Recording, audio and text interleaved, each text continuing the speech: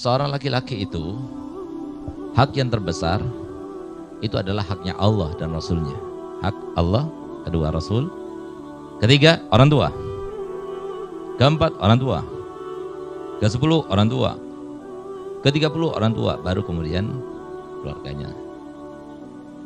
Tapi kalau seorang wanita tidak, hak yang terbesar adalah Allah, hak yang kedua adalah Rasulullah, hak yang ketiga suami, 10 suami, 15 suami, 20 suami, 30 suami, 31 baru orang tua. Nah, jadi pahami yang semacam itu.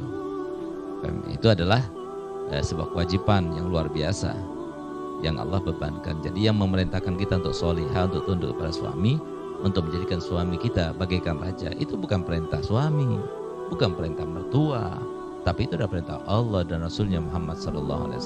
Ya.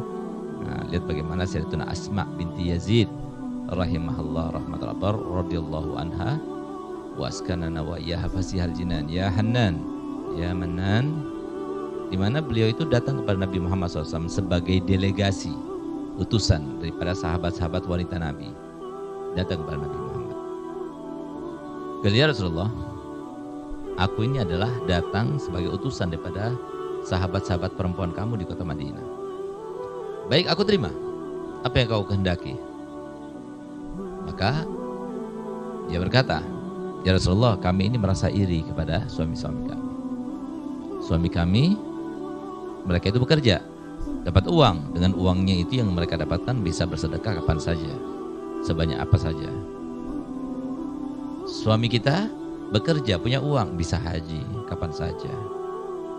Suami kita ketika ada panggilan jihad, maka mereka itu memenuhi panggilan. Kalau dia itu gugur sebagai seorang syahid.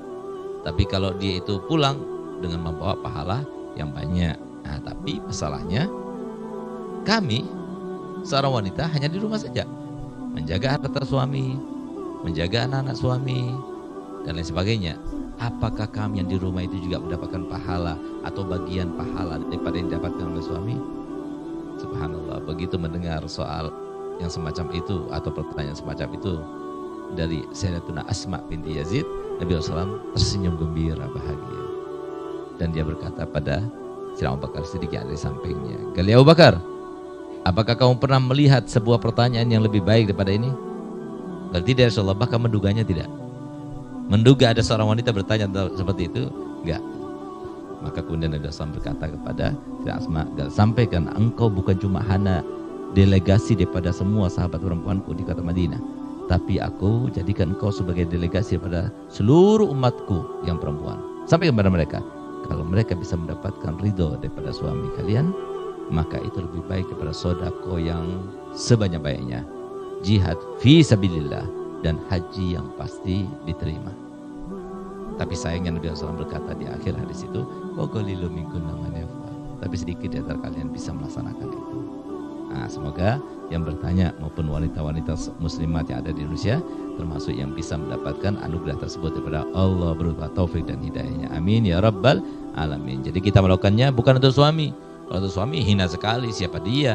Dia itu beban, gak mandi 3 hari baunya cuma perintah-perintah, ngamuk-ngamuk dan sebagainya. Ngapain? Kita melakukannya karena Allah, karena tunduk pada perintah Nabi Muhammad SAW.